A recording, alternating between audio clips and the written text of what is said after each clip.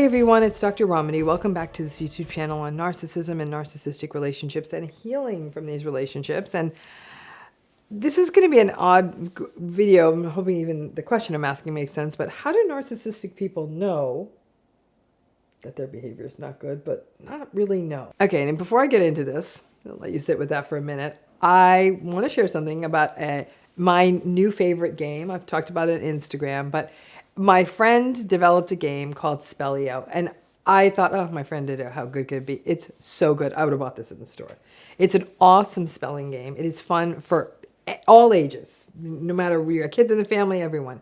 And in a second, I'm going to show you how to play. I'm going to play a little clip to show you a little bit more about the game. Again, it was made by my dear friend, Debbie. I want to let you know this is not a paid promotion. It's actually a game that I really think you'll enjoy. I love it. You need another person to play it with. If I could play it alone, I would.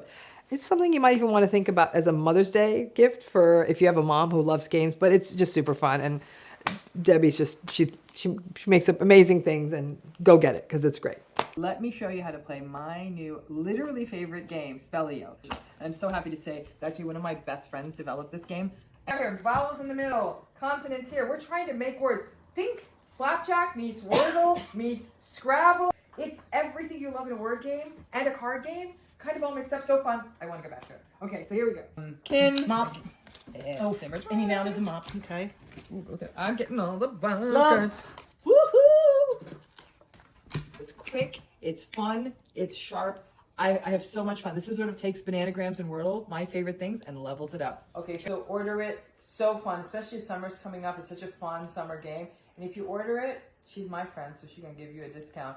Type in RAMANI, okay? So use the discount code RAMANI, R-A-M-A-N-I, RAMANI. I hope one day we meet up so I can play around the Spello with you. So let's go back to this video. How do narcissistic people know but not know? Now this video reflects multiple questions and comments I have received over the years of doing this work, right? In one case, a person was saying how her father was angry at her for her leaving him feeling like an a-hole. Her father's behavior was unempathic, rageful, victim-y, and she said the whole family walked on eggshells around him. But he was angry at her because she thought he was an a-hole. In other cases, it was a narcissistic family member who took note of a social media post. For example, in one situation, a woman had posted a quote, I think from one of my books on her social media. And the narcissistic family member reached out and said, "Is that about me?" And others have said that they've posted various Instagram memes about narcissism or other kinds of similar quotes, have gotten similar feedback from narcissistic family members. So do they know? Do they not know? What's going on here? It seems that what folks are saying is that the narcissistic folks in their midst are a little bit aware of their assholery or their behavior. And this is where it gets complicated. Narcissistic people are not psychotic. They are fully plugged into reality. And they are well versed in what qualifies as what constitutes good behavior. They may even have contempt for it. Say things like, "Oh, so I have to do all the how's your baby and check in on their parents' BS before we can start this meeting," right? So they know what they need to do to keep the sort of social trains running on time, but the entitlement and the lack of empathy and the lack of attunement to anyone but themselves means that they can do the performative dance, but they really don't want to be bothered. They just want to do what works for them. Now, strangely, in these cases, the narcissistic folks were almost trying to draw these people into a trap. In essence, that dad, it almost seemed like he wanted his daughter to just say it. "Yes, Dad, you are an a-hole, yes." Or for the sister to say, "Yep, take a long, hard look," because obviously that quote is about you. But once you do that, you know the gaslighting that's going to come running at you in torrents. And then they will also go Darvo on you. And before long, it's, I can't believe you would think I'm an a-hole or call me a narcissist. I can't believe you would do that. I've done so much for you. Blah, blah. Woe is me. You know the rest. So when this happens, when they're kind of onto you, it starts to feel like playing chess with the devil. So when her dad kept saying, so you think I'm an a-hole? I can't believe you think I'm an a-hole. Or you think I do that? Clearly they do. They're trying to draw you in and into a conversation you cannot get out of. Because frankly, it's the wrong conversation. However, it's the only conversation that matters to the narcissistic person. They don't really care that they are being an a-hole or entitled or selfish or narcissistic. They care that other people see it that way. That's the issue for them. It's not, why do you think I'm an a-hole? What am I doing that makes you think that quote is relevant to me? No, no, no. It's, I can't believe you see me that way. But they kind of suspect you see them that way, so they kind of got to know it's what they're doing, right? So they only half get it. They know that they aren't quite, they know they're doing something that's not quite right. They sort of feel, though, entitled to their behavior. But when it comes to owning up to it, not so much. Then we get into the whole shame, rage thing. So it's easier to paint you as a terrible person who is making them feel bad, Darvo, than to actually do a deep dive into their behavior and why you would possibly think it's toxic or a problem or that they are being an a-hole. The way you go with this depends on lots of things, including how volatile or even dangerous this particular narcissistic person is, as well as your endurance and stomach for ongoing gaslighting and abuse, and keeping it real about how much change is honestly possible, and I'm betting on very little change being possible. Now, one pathway is to say, yes, I think your behavior is a-holy, and here are the behaviors that are a problem. And you focus on behaviors. You don't say things like, I think you're an a-hole. You don't say, I think you are toxic or narcissistic.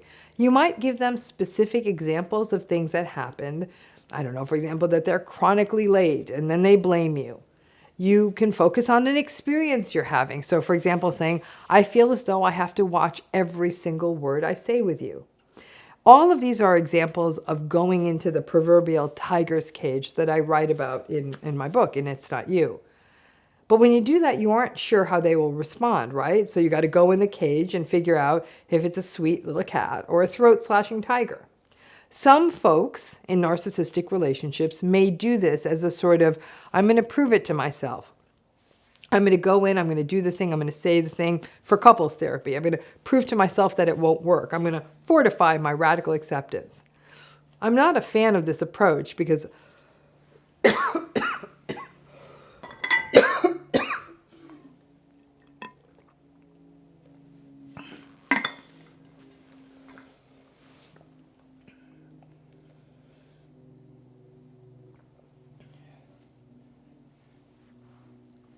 you go up a little higher.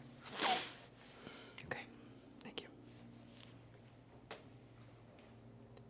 I am not a fan of this approach because I hate to see people get hurt. But it's one path. Another path is to maintain the charade. No, you aren't an asshole. No, that post wasn't about you. This definitely maintains the status quo, though they may not fully believe you. And it will irritate the hell out of you because now you know, they kind of know they're behaving badly, but they would prefer to blame you, and they're not going to change. And so it's almost worse. The narcissistic person or people, they get a kind of a win because you may even reassure them, oh no, that wasn't about you. But that nagging doubt is still there. Those are basically your choices, and they both suck. Because this is the eternal challenge of these relationships. Narcissistic folks test limits. They endlessly test limits. So they will behave more and more badly.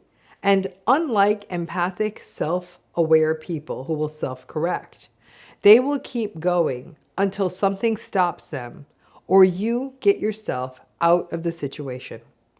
Some folks get hopeful when they believe that the narcissistic person gets it because they are asking about whether you think they are an a-hole or other people think they are, or that a post might be about them. You may think it's insight, but it's not. It's suspiciousness.